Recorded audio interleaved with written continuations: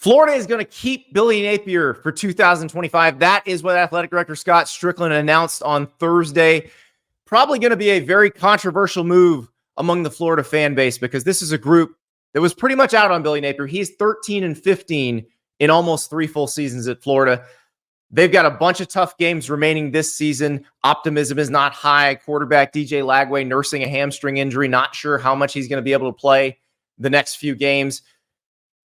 This is Florida saying, we don't want to replace Billy Napier right now. We don't want to pay a $26 million buyout after this season. We don't want to have to guarantee somebody $100 million because if you're going after a Lane Kiffin or someone like that, that is the cost. That's how much you would have to pay to get them.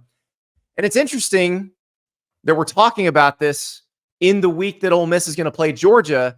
And Ole Miss, which spent all this money on its roster and is kind of in a playoff or bust mode, if they were to lose to Georgia this week, they wouldn't make the playoff either. And I think that's where this Florida administration started to turn with Billy Napier because he basically was fired after they lost to Texas A&M.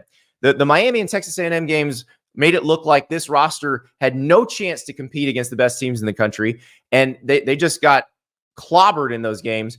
But this team has gotten better as the season has gone on. And you don't see that very often. And I think that's what one of the more interesting pieces of this is that even though most of the people in the media, some high dollar Florida donors came out and basically said, this is it, it's done, it's over. The players never believed that.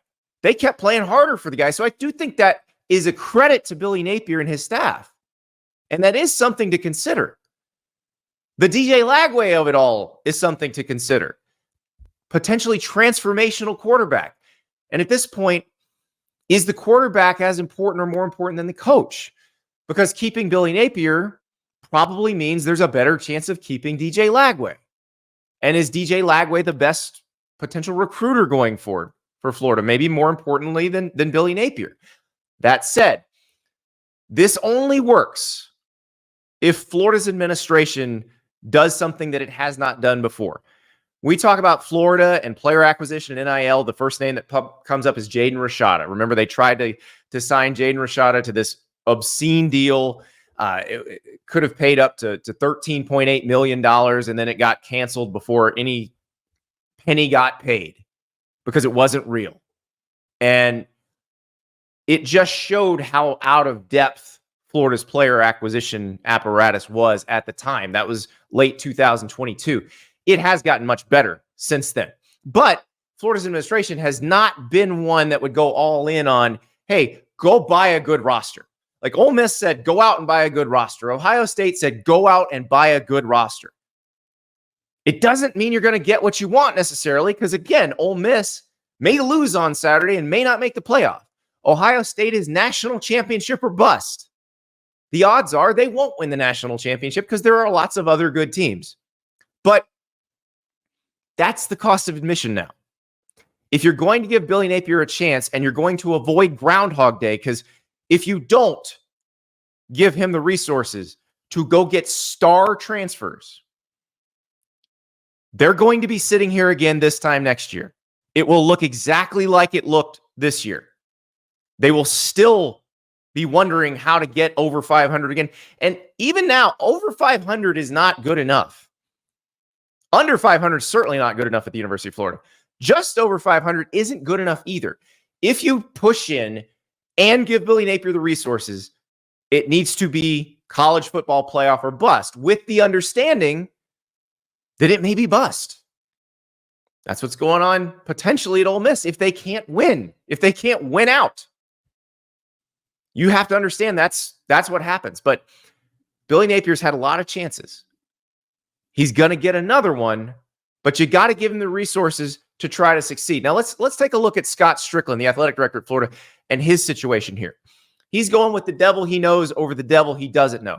He's in a situation now where there's no president at Florida. There's a lot of leadership vacuum there. There's a lot of senior positions on the academic side that are unfilled. This is not a place that has a huge appetite for major change right now. This time next year, there will be a new president at Florida.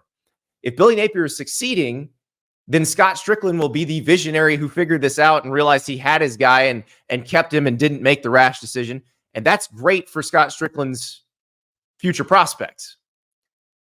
If it's not going well, he'll get wiped out, and the senior athletic administration staff will get wiped out, and they'll hire a new coach, and there'll be a new everything in the athletic department at Florida. But that's probably a better risk for Scott Stricklin now than if he tried to hire a new coach.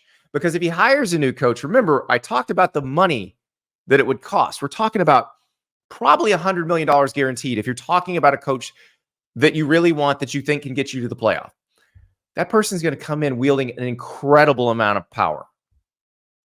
If that person wants a new AD, they'll get a new AD. So if you're Scott Stricklin, you go with the devil you know, and you hope it works. If you're a Florida fan, I was actually surprised. I wrote a column on Wednesday about the situation Florida was in, because clearly it had turned somewhat for Billy Napier. The way the team was playing, how competitive they were against Tennessee and Georgia, I thought, okay, maybe there's a chance. And I laid out these options of if you decide to make a change, here's how that works. If you decide to keep him, here's how that works. The response from Florida fans to that column was overwhelming. They were furious that I would even suggest keeping Billy Napier. They were furious that Florida would even consider keeping Billy Napier. There are going to be a lot of fans that are furious about this move. The only chance the people making this decision have of proving those people wrong is push in, let him get the kind of roster he needs, and hope. Because you've seen him coaching over the last 3 years. You know what you're going to get. There are going to be issues. Now, maybe that gets corrected as he learns more. But like the Tennessee game is a great example of it. Florida was competitive. Florida was in that game. It was Billy Napier coaching decisions that probably cost them the victory in that game. Is he going to improve as a coach? Is he going to make staff changes that could help him improve? He's been very reluctant to do that the first few years. Perhaps that's a condition of his retention. Perhaps he does have to make some staff changes. We'll find out when the regular season ends exactly what's on the horizon, because we'll see if there are any staff changes, and we'll have a pretty good idea as the portal opens in early December how aggressive they're going to be and what type of players they're going to be targeting. And that's what you got to look for here. If you see staff movement, if you see them going after big names in the portal, then it means they are trying to make this work. They are doing the things that if this is going to work, that's what they have to do.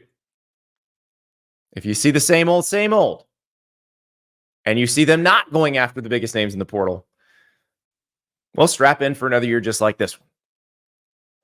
Those are really the two options.